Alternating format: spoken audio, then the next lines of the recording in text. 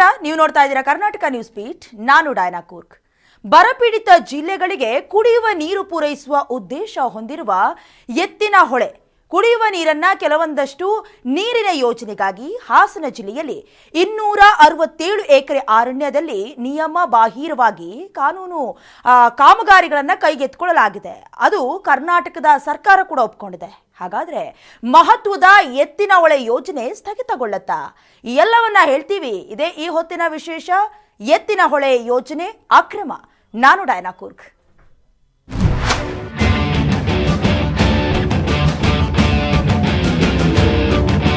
ಬಯಲುಸೀಮೆ ಜಿಲ್ಲೆಗಳಿಗೆ ವರದಾನವಾಗಲಿದ್ದ ಮಹತ್ವಾಕಾಂಕ್ಷಿ ಯೋಜನೆಗಾಗಿ ಅಕ್ರಮವಾಗಿ ಅರಣ್ಯ ಭೂಮಿಯನ್ನ ಬಳಸಿಕೊಂಡಿರುವುದಕ್ಕೆ ಸ್ವತಃ ಕರ್ನಾಟಕ ಸರ್ಕಾರ ತಪ್ಪೊಪ್ಪಿಕೊಂಡಿದೆ. ಕೇಂದ್ರ ಪರಿಸರ ಸಚಿವಾಲಯ ನೀಡಿದ್ದ ತಡೆಯಾಜ್ಞೆಯಿಂದ ರಾಜ್ಯ ಸರ್ಕಾರಕ್ಕೆ ಈಗಾಗಲೇ ಹಿನ್ನಡೆ ಕೂಡ ಆಗಿತ್ತು. ಹಾಗಾದ್ರೆ ಮತ್ತೆ ಇದೇ ಕಾರಣಕ್ಕೆ ಯೋಜನೆ ವಿಳಂಬವಾಗುತ್ತಾ? ಯೋಜನೆ ಅನಧಿಕೃತವಾಗಿರುತ್ತೆ? ಈ ಕುರಿತು ಒಂದು ಡೀಟೇಲ್ಸ್ ಇದೆ, ನೋಡ್ಕೊಂಡು ಬನ್ನಿ. ಎತ್ತಿನಹೊಳೆ ಯೋಜನೆ ನಿಯಮ ಬಾಹಿರವೆಂದು ಒಪ್ಪಿಕೊಂಡ ಸರ್ಕಾರ 267 ಎಕರೆ ಅರಣ್ಯದಲ್ಲಿ ನಿಯಮ ಬಾಹಿರ ಕಾಮಗಾರಿ ಕೈಗೊಳ್ಳಲಾಗಿದೆ.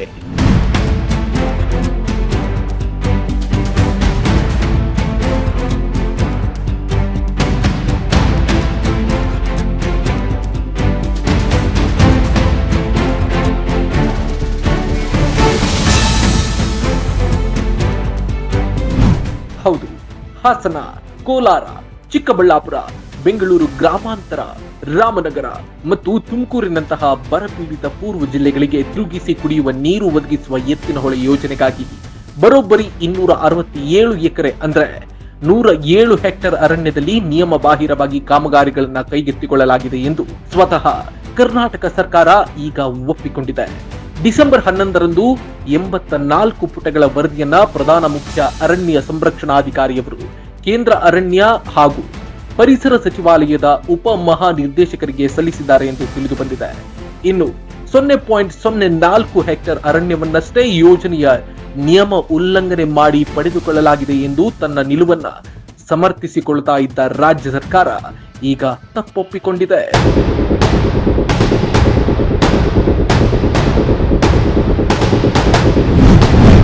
ಯೋಜನೆಯ ಕಾಮಗಾರಿಗೆ ಅಕ್ರಮವಾಗಿ ಅರಣ್ಯ ಬಳಕೆ, ನಿಯಮ ಉಲ್ಲಂಘಿಸಿದ ಅಧಿಕಾರಿಗಳ ವಿರುದ್ಧ ಕ್ರಮ.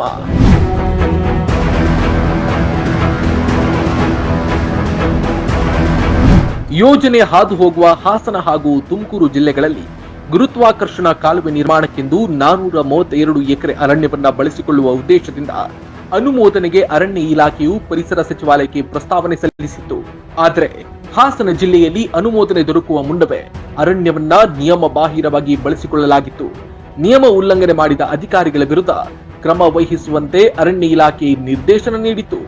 ಇನ್ನು 432 ಎಕರೆ ಅರಣ್ಯವನ್ನ ಯೋಜನೆಗಾಗಿ ಬಳಸಿಕೊಳ್ಳುವುದಕ್ಕೆ ಅನುಮೋದನೆ ನೀಡಲು ಪರಿಸರ ಸಚಿವಾಲಯದ ಅರಣ್ಯ ಸಲಹಾ ಸಮಿತಿ 2 ಬಾರಿ ನಿರಾಕರಣೆ ಮಾಡಿತು ಎನ್ನುವುದು ಕೂಡ ಇಲ್ಲಿ ಉಲ್ಲೇಖಾರ್ಹ. ಅಸ್ಪಷ್ಟ ದಾಖಲೆಗಳಿಂದ ಲೋಪ ದೋಷ, ವಿಶ್ವೇಶ್ವರಯ್ಯ ಜಲ ನಿಗಮದಿಂದ ನಿಯಮ ಉಲ್ಲಂಘನೆ.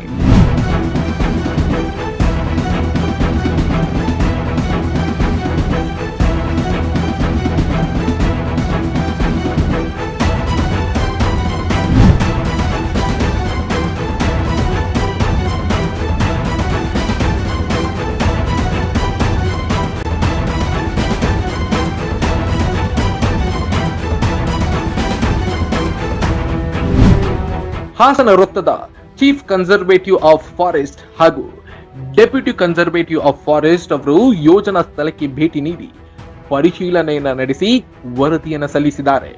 ವಿಶ್ವೇಶ್ವರಯ್ಯ ಜಲ ನಿಗಮವು 107 ಹೆಕ್ಟೇರ್ ಅರಣ್ಯ ಬಳಸಿರುವ ಬಗ್ಗೆ ಉಲ್ಲೇಖಿಸಿದ್ದಾರೆ. ಆದರೆ ಈ ಲೋಪಕ್ಕೆ ವಿಶ್ವೇಶ್ವರಯ್ಯ ಜಲ ನಿಗಮ ಅಥವಾ ಅರಣ್ಯ ಇಲಾಖೆಯ ಅಧಿಕಾರಿಗಳು ಕಾರಣರಲ್ಲ. ಕಂದಾಯ ಇಲಾಖೆ ಹಾಗೂ ಅರಣ್ಯ ಇಲಾಖೆಗಳ ಅಸ್ಪಷ್ಟ ದಾಖಲೆಗಳ ಕಾರಣದಿಂದ ಈ ಲೋಪ ಘಟಿಸಿದೆ ಎನ್ನುವುದು ಪ್ರಾಜೆಕ್ಟ್ನ ಮುಖ್ಯ ಅಭಿಯಂತರ ಅವರ ಅಭಿಪ್ರಾಯವಾಗಿದೆ.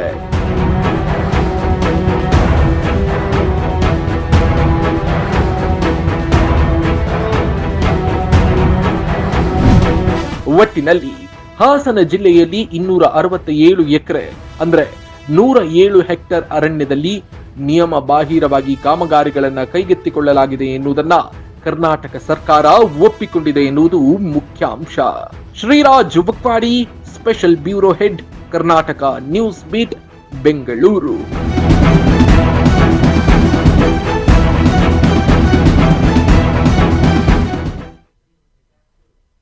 ಗಮನಿಸ್ತಾ ಇದ್ರಿ ವೀಕ್ಷಕರೇ, ಎತ್ತಿನಹೊಳೆ ಯೋಜನೆಯಿಂದ ಯಾವೆಲ್ಲ ಜಿಲ್ಲೆಗಳಿಗೆ ಒಳಿತಾಗತ್ತೆ ಅಂತ. ಹಾಗಾದ್ರೆ ಎತ್ತಿನಹೊಳೆ ಯೋಜನೆ ಎಷ್ಟು ಉದ್ದ ಇದೆ, ಹಾಗೆ ಹರಿಯುವ ಕಾಲುವೆಯ ಉದ್ದ ಎಷ್ಟು, ಎಲ್ಲವನ್ನ ಇನ್ ಡೀಟೇಲ್ ಆಗಿ ಹೇಳ್ತಾ ಹೋಗ್ತೀವಿ. ಎತ್ತಿನಹೊಳೆಯ ಯೋಜನೆಯ ಒಟ್ಟು ಉದ್ದ 290 ಕಿಲೋಮೀಟರ್. ಎತ್ತಿನಹೊಳೆಯ ಈ ಯೋಜನೆ ಇದೆಯಲ್ಲ, ಒಟ್ಟು ಉದ್ದ 290 ಕಿಲೋಮೀಟರ್. ನೀರು ಹರಿಯುವ ಕಾಲುವೆಯ ಉದ್ದ 260 ಕಿಲೋಮೀಟರ್. 42 ಕಿಲೋಮೀಟರ್ ನೀರು ಹರಿಯೋದಕ್ಕೆ ಕಾಮಗಾರಿ ಈಗಾಗಲೇ ಪೂರ್ಣವಾಗಿದೆ. 126 ಕಿಲೋಮೀಟರ್ ಪೈಪ್ ಲೈನ್ ಮೂಲಕ ನೀರು ಹರಿಯತ್ತೆ. 140 ಕಿಲೋಮೀಟರ್ ತೆರೆದ ಕಾಲುವೆಯ ಮೂಲಕ ನೀರು ಹರಿಯತ್ತೆ. ಈ ಯೋಜನೆಗಾಗಿ 20,185 ಮರಗಳ ಮಾರಣ ಹೋಮ ಆಗಿದೆ. ಯೋಜನೆಯ ತಡೆಗೆ ಮುಖ್ಯ ಕಾರಣವೇ ಅರಣ್ಯ ನಾಶ. ಪರಿಹಾರವಾಗಿ 28 ಹೆಕ್ಟೇರ್ ನೆಡುತೋಪನ್ನ ಕೂಡ ಇಡಲಾಗಿದೆ. ಅಂದ್ರೆ ಹಾಸನ ಜಿಲ್ಲೆಯ ಸಕಲೇಶಪುರ ತಾಲೂಕಿನ ವ್ಯಾಪ್ತಿಯ ಪಶ್ಚಿಮ ಘಟ್ಟದಲ್ಲಿ ಹುಟ್ಟಿ ಹರಿಯುವ ಎತ್ತಿನಹೊಳೆ ಜೊತೆಗೆ ಸುತ್ತಮುತ್ತಲಿನ ಹಳ್ಳಿಗಳಿಂದ ನೀರನ್ನ ಮೇಲಕ್ಕೆತ್ತಲಾಗತ್ತೆ. ನೀವು ಆ ಯೋಜನೆಯ ಆ ಡಿಸೈನ್ ಅನ್ನ ಕೂಡ ಗಮನಿಸಿದ್ರಿ. ಅದಾದ ಮೇಲೆ ಬೆಂಗಳೂರು ಗ್ರಾಮಾಂತರ ಸೇರಿದಂತೆ ಬಯಲು ಸೀಮೆಯ 7 ಜಿಲ್ಲೆಗಳಿಗೆ ಪೂರೈಕೆ ಮಾಡುವಂತಹ ಯೋಜನೆ ಇದು ಎತ್ತಿನಹೊಳೆ ಯೋಜನೆ ಅನ್ನೋದು. ಈ ಬರೋಬ್ಬರಿ 23,000 ಕೋಟಿ ರೂಪಾಯಿ ವೆಚ್ಚದ ಯೋಜನೆ ಅನ್ನೋದನ್ನು ಕೂಡ ಗಮನಿಸಲೇಬೇಕಾಗತ್ತೆ. ಆದರೆ ಅರಣ್ಯ ನಾಶವನ್ನ ಕೂಡ ಗಮನಿಸಲೇಬೇಕಾಗತ್ತೆ. ಈಗ ಮೊದಲೇ ಹೇಳ್ದ ಹಾಗೆ ಬಹಳ ದೊಡ್ಡ ಮಟ್ಟದ ಯೋಜನೆ ಆಗಿದ್ರು ಕೂಡ ಅರಣ್ಯ ನಾಶವನ್ನ ಗಮನಿಸಬೇಕಾಗತ್ತೆ. ಎಲ್ಲವೂ ಕೂಡ ಸಂಪೂರ್ಣವಾಗಿ ನಾಶ ಆಗಿರುವ ಡೀಟೇಲ್ಸ್ ಅನ್ನ ಕೂಡ ಕರ್ನಾಟಕ ನ್ಯೂಸ್ ಬೀಟ್ ನಿಂದ ನಿಮಗೆ ಕೊಡ್ತಾ ಇದ್ವಿ. ರಾಜ್ಯದ ಪ್ರಮುಖ ನೀರಾವರಿ ಯೋಜನೆಗಳಲ್ಲಿ ಒಂದಾದ ಎತ್ತಿನಹೊಳೆ ಯೋಜನೆ ಕೂಡ 2014ರಲ್ಲಿ ಆರಂಭವಾಗತ್ತೆ. ಮುಖ್ಯವಾಗಿ ಪಶ್ಚಿಮ ಘಟ್ಟದಲ್ಲಿ ಹರಿಯುವ ಎತ್ತಿನಹೊಳೆ ಭಾಗದ ನೀರು ಹರ್ಕೊಂಡು ಬರುತ್ತೆ, ಸಮುದ್ರವನ್ನ ಸೇರತ್ತಲ್ಲ. ಈ ಭಾಗದಲ್ಲಿ ಸುಮಾರು 24 TMC ನೀರನ್ನ ನದಿಗೆ ವಿರುದ್ಧವಾಗಿ ಅಪೋಸಿಟ್ ಡಿರೆಕ್ಷನ್ ಅಲ್ಲಿ ಪೈಪ್ಲೈನ್ ಹಾಗೂ ಕಾಲುವೆ ಮೂಲಕ ಹರಿಸಿ ಬಯಲು ಸೀಮೆಯ ಜಿಲ್ಲೆಗಳಿಗೆ ನೀರನ್ನ ಕುಡಿಯುವಂತ ಯೋಜನೆಯ ಮುಖ್ಯ ಉದ್ದೇಶವನ್ನ ಎತ್ತಿನಹೊಳೆ ಯೋಜನೆ ಹೊಂದಿದೆ.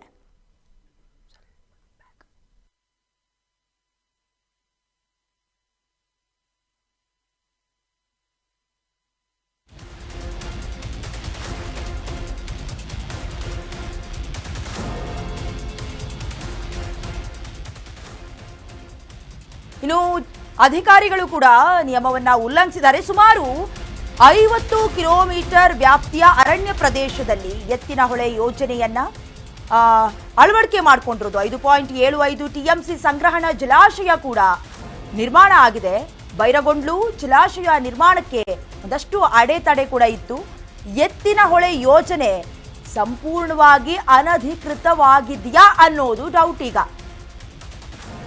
ಈಗಾಗಲೇ ಎತ್ತಿನಹೊಳೆ ಯೋಜನೆ ಏನಿದೆ 50 ಕಿಲೋಮೀಟರ್ ವ್ಯಾಪ್ತಿಯಲ್ಲಿನ ಯೋಜನೆ ಇದು. ಸುಮಾರು 5.75 TMC ಸಂಗ್ರಹಣಾ ಜಲಾಶಯ ನಿರ್ಮಾಣ. ಹರಿದು ಬರುವಂತ ನೀರೆಲ್ಲವೂ ಕೂಡ ಸುಮಾರು 5.75 TMC ಸಂಗ್ರಹಣಾ ಜಲಾಶಯದಲ್ಲಿ ಸ್ಟೋರ್ ಆಗತ್ತೆ. ಬೈರಗೊಂಡ್ಲು ಜಲಾಶಯ ನಿರ್ಮಾಣಕ್ಕೆ ಕೆಲವೊಂದಷ್ಟು ಅಡೆತಡೆ, ಮುಖ್ಯವಾಗಿ ಅರಣ್ಯ ನಾಶವನ್ನ ಕೂಡ ಗಮನಿಸಲೇಬೇಕಾಗತ್ತೆ.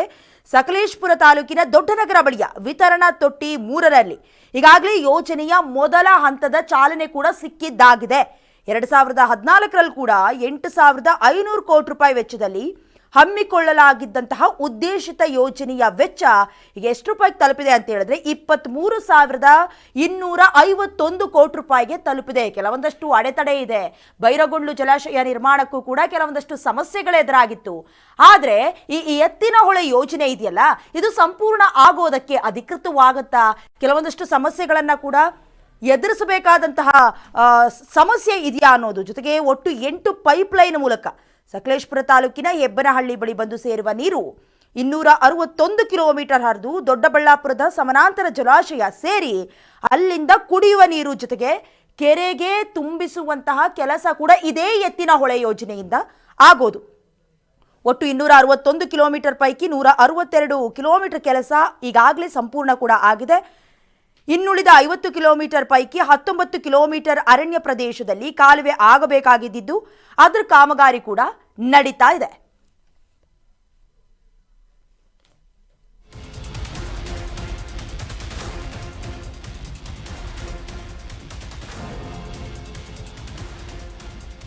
ಈಗಾಗಲೇ ಹೇಳ್ತಾ ಇದ್ದ ಹಾಗೆ ಮಳೆಗಾಲ ಆರಂಭವಾಗುವ ಮುನ್ನವೇ ಈ ಯೋಜನೆಗೆ ಈಗಾಗಲೇ ಚಾಲನೆಯನ್ನ ಕೂಡ ನೀಡಲಾಗಿದೆ. ಜೊತೆಗೆ ಒಟ್ಟು 139 ದಿನಗಳು ಅನ್ನೋದಾಗಿ ಈ ಹಿಂದೆ ಕೂಡ ಯೋಜನೆಯಲ್ಲಿ ಮೆನ್ಷನ್ ಮಾಡಿದ್ರು.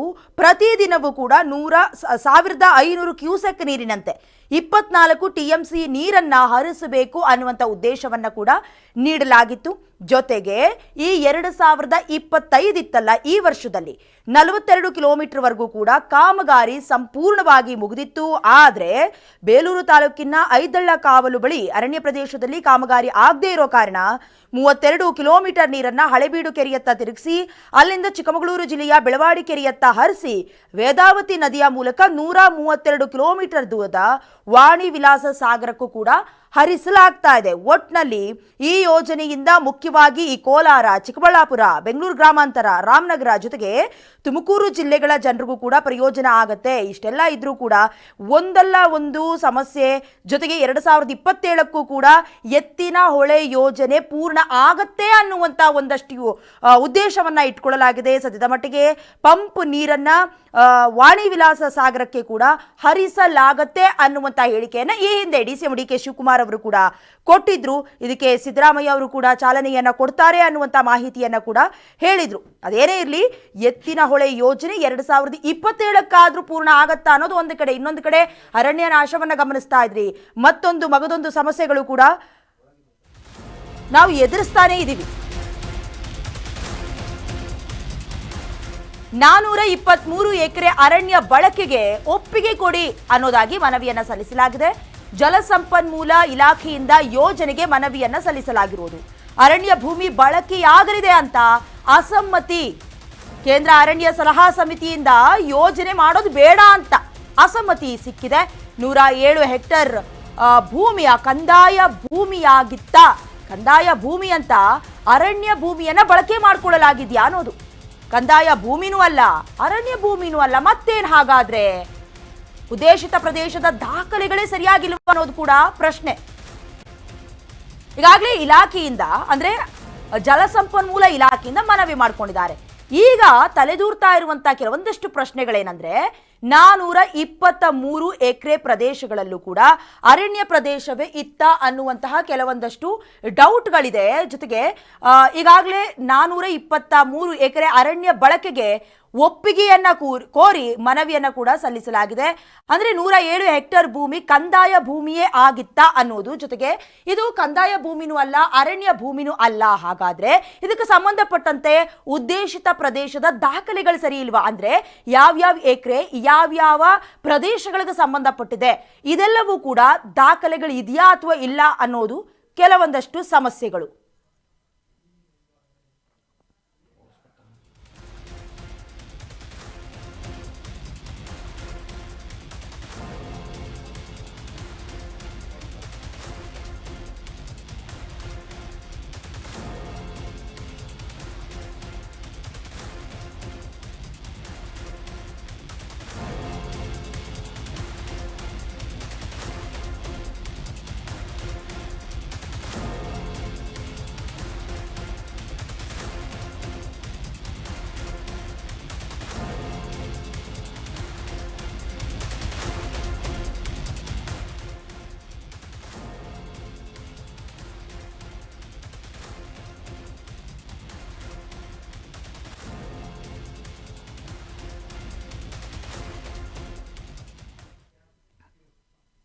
ಎತ್ತಿನ ಹೊಳೆ ಯೋಜನೆ, ಇದರಿಂದ ಯಾವ್ಯಾವ ಜಿಲ್ಲೆಗೆ ಏನೇನು ಅನುಕೂಲ, ಜೊತೆಗೆ ಅರಣ್ಯ ಪ್ರದೇಶದ ನಾಶದ ಬಗ್ಗೆ ಇಷ್ಟೊತ್ತು ಗಮನಿಸಿದ್ರಿ. ಹಾಗಾದ್ರೆ ನಿಜಕ್ಕೂ ಎತ್ತಿನ ಹೊಳೆಗೆ ಏನಾಗಿದೆ? ಯೋಜನೆಗಾಗಿ ಹಾಸನ ಜಿಲ್ಲೆಯಲ್ಲಿ 267 ಎಕರೆ ಅರಣ್ಯದಲ್ಲಿ ನಿಯಮ ಬಾಹಿರವಾಗಿ ಆಗಿದ್ದನ್ನ ಏನು ಅಥವಾ ಅರಣ್ಯವನ್ನ ಬಳಸಲಾಗಿದ್ಯಾ ಅನ್ನುವಂತಹ ಪ್ರಶ್ನೆ ಕೂಡ ಮೂಡಿದೆ. ಇದಕ್ಕೆ ಸಂಬಂಧಪಟ್ಟಂತೆ ನಮ್ಮ ಕೊಲೀಗ್ ಶ್ರೀರಾಜ್ ವಕ್ವಾಡಿ ಅವರು ಕೂಡ ಮಾತನಾಡಿದ್ದಾರೆ. ಒಮ್ಮೆ ನೋಡ್ಕೊಂಡು ಬನ್ನಿ. ಲ್ಯಾಂಡ್ ಬಿಲಾಂಗ್ಸ್ ಟು ಎರಡೇ ಸರ್, ಒಂದು ರೆವೆನ್ಯೂ ಲ್ಯಾಂಡ್ ಇಲ್ಲ ಫಾರೆಸ್ಟ್ ಲ್ಯಾಂಡ್. ಹೌದು ಹೌದು. ವಿಜೆಎನ್ಎಲ್ ಮಧ್ಯದಲ್ಲಿ ನಾನೇ ರೆವೆನ್ಯೂ ಲ್ಯಾಂಡ್ ಇದ್ರೆ ರೆವೆನ್ಯೂ ಲ್ಯಾಂಡ್ ಪ್ರಕಾರ ಪ್ರೊಸೀಜರ್ ಮಾಡಿ ಕೆಲಸ ಮಾಡ್ತೀನಿ, ಫಾರೆಸ್ಟ್ ಲ್ಯಾಂಡ್ ಇದ್ರೆ ಫಾರೆಸ್ಟ್ ಲ್ಯಾಂಡ್ ಪ್ರೊಸೀಜರ್ ಖರ್ಚು ಇದು ಮಾಡಿ ಕೆಲಸ ಮಾಡ್ತೀನಿ, ಅಷ್ಟೇ ನಮಗ್ ಗೊತ್ತಿರೋದು. ಓಕೆ ಓಕೆ ಆಮೇಲೆ ಅವ್ರ ಲ್ಯಾಂಡ್ ನೋಡ್ಕೊಳ್ದೆ ನಾನು ನನ್ನ ಪ್ರೊವಿಷನ್ಸ್ ಪ್ರಕಾರ ಕೆಲಸ ಮಾಡಿದ್ಮೇಲೆ violation is because of VGNL violation ಮಾಡಿದೆ ಅನ್ನಕ್ಕೆ ಅವ್ರ ಲ್ಯಾಂಡ್ ಅಂತ ಅವ್ರ ತರ ರೆಕಾರ್ಡ್ ಇಲ್ಲ. ಓಕೆ ಆಮೇಲೆ ಒಂದ್ ಕಡೆ ಯಾರೋ ಬರ್ತಾರೆ, ಅವ್ರಿಗೆ ಬೇಸಿಕ್ ನಾಲೆಡ್ಜ್ ಇಲ್ಲ ಅಂತ ಅನ್ಸುತ್ತೆ ಫಾರೆಸ್ಟ್ ಅವ್ರಿಗೆ, 107 ಎಕರೆ ವೈಲೇಷನ್ ಅಂತ ಬರೀತಾರೆ.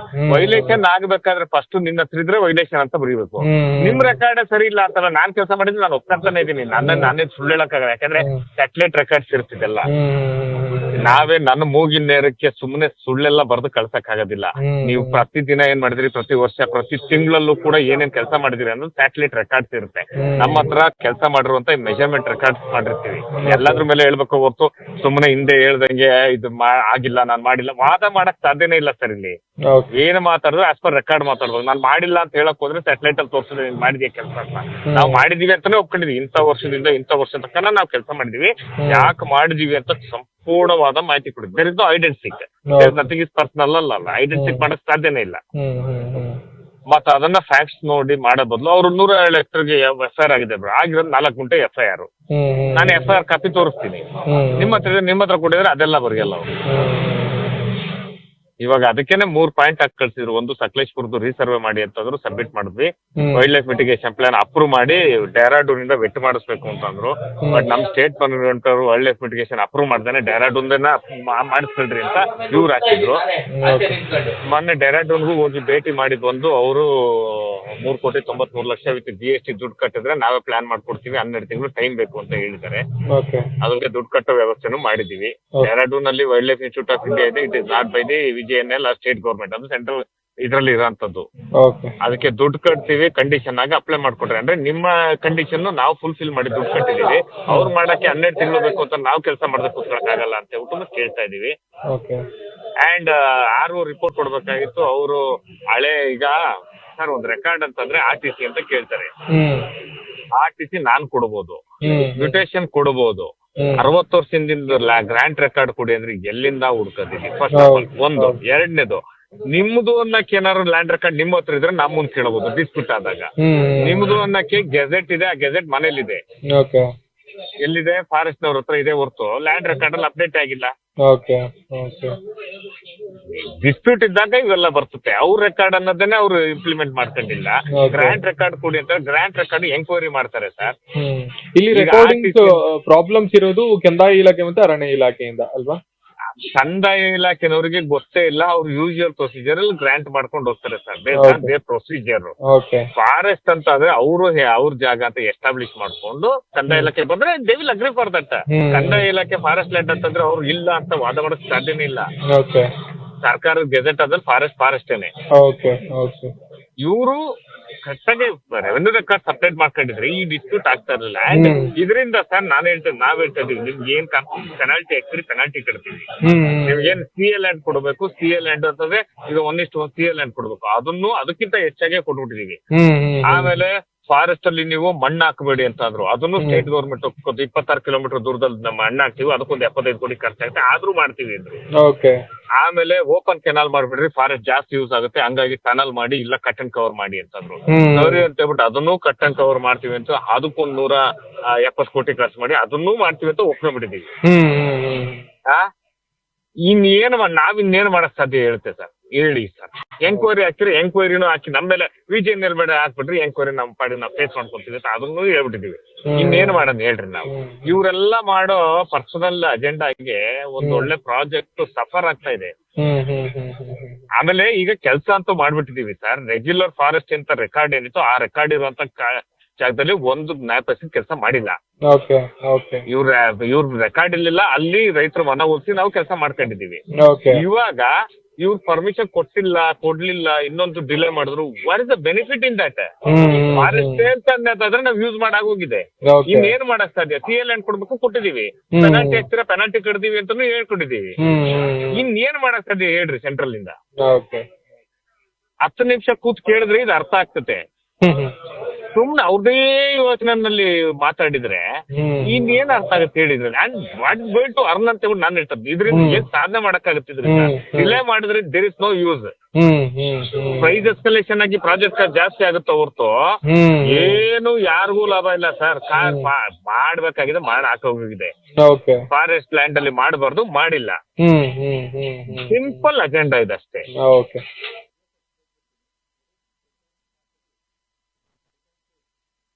ಗಮನಿಸ್ತಾ ಇದ್ರಿ ಶಿರಾಜ್ ವಕ್ವಾಡಿ ಅವರು ಮಾತನಾಡ್ತಾ ಇದ್ದಿದ್ದನ್ನ.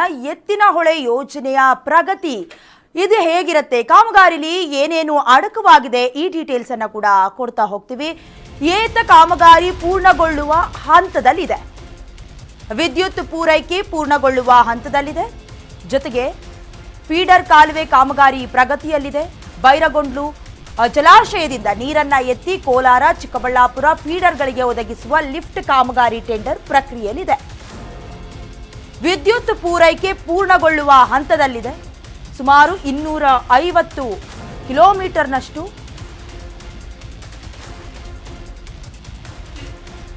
ಕೋಲಾರ ಶ್ರೀನಿವಾಸಪುರ ಫೀಡರ್ ಕಾಲುವೆ ಕೂಡ ಪ್ರಗತಿಯಲ್ಲಿದೆ. 260 ಕಿಲೋಮೀಟರ್ ಗುರುತ್ವ ಕಾಲುವೆ ಕಾಮಗಾರಿ ಪ್ರಗತಿ ಹಂತದಲ್ಲಿದೆ. ಫೀಡರ್ ಕಾಲುವೆ ಕಾಮಗಾರಿ ಕೂಡ ಪ್ರಗತಿ ಹಂತದಲ್ಲಿದೆ. ಭೂ ಸ್ವಾಧೀನ ಪಡಿಸಿಕೊಳ್ಳುವ ಪ್ರಕ್ರಿಯೆ ಮಾತ್ರ ವಿಳಂಬವಾಗ್ತಾ ಇದೆ. ಇನ್ನು ಬೈರಗೊಂಡ್ಲು ಜಲಾಶಯದಿಂದ ನೀರನ್ನ ಎತ್ತಿ ಕೋಲಾರ ಚಿಕ್ಕಬಳ್ಳಾಪುರ ಈ ಫೀಡರ್ಗಳಿಗೆ ಒದಗಿಸಬೇಕು. ಈ ಲಿಫ್ಟ್ ಕಾಮಗಾರಿ ಟೆಂಡರ್ ಕೂಡ ಆ ಪ್ರಕ್ರಿಯೆ ಅಥವಾ ಪ್ರಾಸೆಸ್ನ ಹಂತದಲ್ಲಿದೆ. ಎಲ್ಲವೂ ಕೂಡ ಎತ್ತಿನ ಹೊಳೆ ಯೋಜನೆ ಕಂಪ್ಲೀಟ್ ಆಗುತ್ತಿಗೆ ಈಗ 2027ಕ್ಕೆ ಕಾಮಗಾರಿ ಸಂಪೂರ್ಣಗೊಳಿಸಬೇಕು ಅಂತಿದ್ದಾರಲ್ಲ, ಈ ಒಂದು ಪ್ರಾಸೆಸ್ ಹೇಗಿದೆ ಅದು ಈ ಡೀಟೇಲ್ಸ್. ಏತ ಕಾಮಗಾರಿ ಪೂರ್ಣಗೊಳ್ಳುವ ಹಂತದಲ್ಲಿದೆ, ವಿದ್ಯುತ್ ಪೂರೈಕೆ ಪೂರ್ಣಗೊಳ್ಳುವ ಹಂತದಲ್ಲಿದೆ, ಫೀಡರ್ ಕಾಲುವೆ ಕಾಮಗಾರಿಯ ಪ್ರಗತಿಯಲ್ಲಿದೆ. ಭೂಸ್ವಾಧೀನ ಪಡಿಸಿಕೊಳ್ಳುವ ಪ್ರಕ್ರಿಯೆ ಮಾತ್ರ ಒಂದಷ್ಟು ಡಿಲೇ ಆಗ್ತಾ ಇದೆ. ಹಲವು ವರ್ಷಗಳಿಂದ ನೆನೆಗುದಿಗೆ ಬಿದ್ದಿರುವಂಥ ಎತ್ತಿನ ಹೊಳೆ ಯೋಜನೆ ಬಗ್ಗೆ ಈಗಾಗಲೇ ಡಿಸಿಎಂ ಡಿ ಕೆ ಶಿವಕುಮಾರ್ ಅವರು ಕೂಡ ಮಹತ್ವದ ಮಾಹಿತಿಯನ್ನು ಹಂಚಿಕೊಂಡಿದ್ರು. 2027ರ ಮಾರ್ಚ್ ಒಳಗಾಗಿ ಜಿಲ್ಲೆಗಳಿಗೆ ಎತ್ತಿನ ಹೊಳೆ ನೀರನ್ನ ಹರಿಸೋದು ರಾಜ್ಯ ಸರ್ಕಾರದ ಗುರಿ ಅನ್ನೋದಾಗಿ ಕೂಡ ಹೇಳಿಕೊಂಡಿದ್ರು. ಈಗಾಗಲೇ 7 ಜಿಲ್ಲೆಗಳಿಗೆ ಕುಡಿಯುವ ನೀರನ್ನ ಒದಗಿಸೋದು ರಾಜ್ಯ ಸರ್ಕಾರದ ಸಂಕಲ್ಪ. ಅರಣ್ಯ ಇಲಾಖೆಯೊಂದಿಗೆ ಬೈರಗೊಂಡ್ಲು ಲಕ್ಕೇನಹಳ್ಳಿ ಭಾಗದಲ್ಲಿ ಭೂಸ್ವಾಧೀನ ಪ್ರಕ್ರಿಯೆಗೆ ಸಂಬಂಧಪಟ್ಟಂತೆ ಸಮಸ್ಯೆ ಏನಿದೆ ಅದರ ಬಗ್ಗೆ ಸುದೀರ್ಘವಾಗಿ ಚರ್ಚೆ ಕೂಡ ಆಗಿದೆ ಅನ್ನೋದಾಗಿ, ಜೊತೆಗೆ ಈಗಾಗಲೇ ಇದಕ್ಕೆ ಸಂಬಂಧಪಟ್ಟಂತೆ ಹಲವಾರು ಕಾರ್ಯಕ್ರಮಗಳಿಗೂ ಕೂಡ ಡಿಸಿಎಂ ಡಿ ಕೆ ಶಿವಕುಮಾರ್ ಅವರು ಕೂಡ ಭಾಗವಹಿಸಿದ್ದಾರೆ. ಏನೇನು ಸಾಧಕ ಬಾಧಕ ಇದೆ, ಯಾಕಂದ್ರೆ ಇದು ನಿನ್ನೆ ಮೊನ್ನೆಯ ಪ್ರಶ್ನೆಗಳಲ್ಲ. ಹಾಗಾಗಿ ಈ ಒಂದು ನಿಯಮವನ್ನ ಏನಾದರೂ ಒಪ್ಪಿಕೊಂಡ್ರೆ, ಕೆಲವೊಂದಷ್ಟು ಮನವಿಯನ್ನ ಸಲ್ಲಿಸಿದಾರಲ್ಲ ಅದನ್ನು ಒಪ್ಪಿಕೊಂಡ್ರೆ ಈಗ ನಿಯಮ ಬಾಹಿರ ಕಾಮಗಾರಿಯನ್ನ ಕೈಗೊಳ್ಳಲಾಗತ್ತಾ ಅನ್ನುವಂತಹ ಪ್ರಶ್ನೆಗಳು ಕೂಡ ಮೂಡ್ತಾ ಇದೆ. ಒಟ್ಟಿನಲ್ಲಿ ಅರಣ್ಯ ನಾಶ ಅನ್ನೋದು ಒಂದು ಕಡೆ, ಹಲವಾರು ವರ್ಷಗಳಿಂದ ನೆನೆಗುದಿಗೆ ಬಿದ್ದಿರುವಂತಹ ಕಾಮಗಾರಿ ಯಾವಾಗ ಸಂಪೂರ್ಣ ಆಗತ್ತೆ ಅನ್ನೋದು ಒಂದು ಕಡೆ. ಈಗಾಗಲೇ ಎತ್ತಿನ ಹೊಳೆ ಯೋಜನೆಯ ಪ್ರಗತಿ ಪರಿಶೀಲನಾ ಸಭೆಯನ್ನ ಕೂಡ ಈಗಾಗಲೇ ನಡೆಸಿದ್ದಾಗಿದೆ. ಹಲವಾರು ಅಂಶಗಳ ಬಗ್ಗೆ ಚರ್ಚೆ ಮಾಡಿದ್ದಾರೆ ರಾಜ್ಯ ಸರ್ಕಾರದ ವತಿಯಿಂದ CM Siddaramaiah, DCM D K Shivakumar ಅವರು ಕೂಡ. ಅದಾದ ನಂತರದಲ್ಲಿ ಎತ್ತಿನ ಹೊಳೆ ಸಮಗ್ರ ಕುಡಿಯುವ ನೀರಿನ ಯೋಜನೆಯಡಿ ಸುಮಾರು 14.056 ಟಿಎಂಸಿ ಕುಡಿಯುವ ನೀರು, ಜೊತೆಗೆ 9.953 ಟಿಸಿಎಂ ನೀರು ಕೆರೆಯನ್ನ ತುಂಬಿಸೋದಕ್ಕೆ ಡಿಪಿಆರ್ ಕೂಡ ಮಾಡಲಾಗಿದೆ. ಯೋಜನೆಗೆ ಸುಮಾರು 23,251 ಕೋಟಿ ರೂಪಾಯಿ ಪರಿಷ್ಕೃತ ಅಂದಾಜು ಕೂಡ ಮಾಡಿಕೊಳ್ಳಲಾಗಿದೆ. ಇಲ್ಲಿವರೆಗೂ 17,147 ಕೋಟಿ ರೂಪಾಯಿ ಈ ಯೋಜನೆಗೆ ವೆಚ್ಚವಾಗಿದೆ. ಒಂದನೇ ಹಂತದಲ್ಲೂ ಕೂಡ ನದಿ ಪಾತ್ರದ ಏತ ಕಾಮಗಾರಿಯಲ್ಲಿ 7 ಪ್ಯಾಕೇಜ್ ಕಾಮಗಾರಿಗಳನ್ನು ಪೂರ್ಣಗೊಳಿಸಲಾಗಿದ್ದು, 2ರಲ್ಲಿ ಗುರುತ್ವ ಮುಖ್ಯ ಕಾಲುವೆ ಕಾಮಗಾರಿಯಲ್ಲಿ 33 ಪ್ಯಾಕೇಜ್ಗಳ ಪೈಕಿ 11 ಪ್ಯಾಕೇಜ್ಗಳನ್ನು ಈಗಾಗಲೇ ಪೂರ್ಣಗೊಳಿಸಿರೋದಾಗಿ ಕೂಡ ರಾಜ್ಯ ಸರ್ಕಾರದಿಂದ, ಅದರಲ್ಲೂ ಡಿಸಿಎಂ ಡಿ ಕೆ ಶಿವಕುಮಾರ್ ಅವರು ಡೀಟೇಲ್ಸ್ ಅನ್ನ ಕೊಟ್ಟಿದ್ರು. ಜೊತೆಗೆ 6 ಎಕರೆ ಅರಣ್ಯ ಪ್ರದೇಶ, ಜೊತೆಗೆ 10 ಕಿಲೋಮೀಟರ್ ಭೂಸ್ವಾಧೀನ ಪ್ರಕ್ರಿಯೆಯನ್ನು ಕೂಡ ಕೈಗೊಳ್ಳಬೇಕು. ಅರಣ್ಯ ನಾಶವನ್ನ ಗಮನದಲ್ಲಿಟ್ಕೊಂಡು ಕಾಮಗಾರಿಯನ್ನ ಹೇಗೆ ಮಾಡಬೇಕು ಅನ್ನೋದ್ರ ಬಗ್ಗೆ ಕೂಡ ಬ್ಲೂ ಪ್ರಿಂಟ್ ಅನ್ನ ಮಾಡಿಕೊಳ್ಳಲಾಗಿದೆ. ಒಟ್ನಲ್ಲಿ ಗಡುವಿನ ಒಳಗಾಗಿ ಪೂರ್ಣಗೊಂಡ್ರೆ ಉದ್ದೇಶಿತ 7 ಜಿಲ್ಲೆಗಳಿಗೆ ನೀರಾವರಿ ಸೌಲಭ್ಯ ಸಿಗತ್ತೆ ಅನ್ನೋದಾಗಿ ಕೂಡ ಈ ಹಿಂದೆ ಭರವಸೆಯನ್ನ ಕೊಟ್ಟಿದ್ದಾರೆ. ನೋಡಬೇಕು ಅರಣ್ಯ ನಾಶವನ್ನ ಗಮನದಲ್ಲಿಟ್ಕೊಂಡು ಯಾವ ರೀತಿ ಈ ಎಲ್ಲ ಸಮಸ್ಯೆಗಳಿಗೆ ಪರಿಹಾರವನ್ನ ಹುಡುಕ್ತಾರೆ ಅಂತ.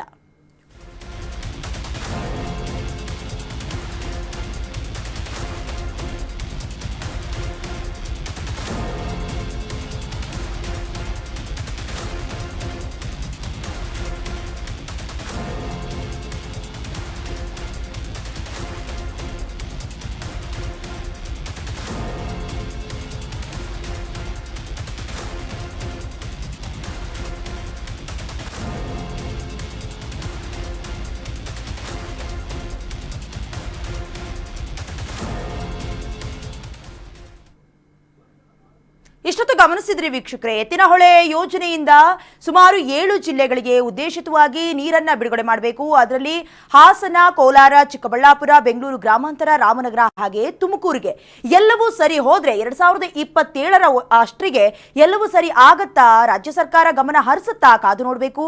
ಇದೇ ಈ ಹೊತ್ತಿನ ವಿಶೇಷ. ನೋಡ್ತಾ ಇರಿ ಕರ್ನಾಟಕ ನ್ಯೂಸ್ ಬೀಟ್. ನ್ಯಾಯ ನಮ್ಮೊಂದಿಗೆ, ನಾವು ನಿಮ್ಮೊಂದಿಗೆ.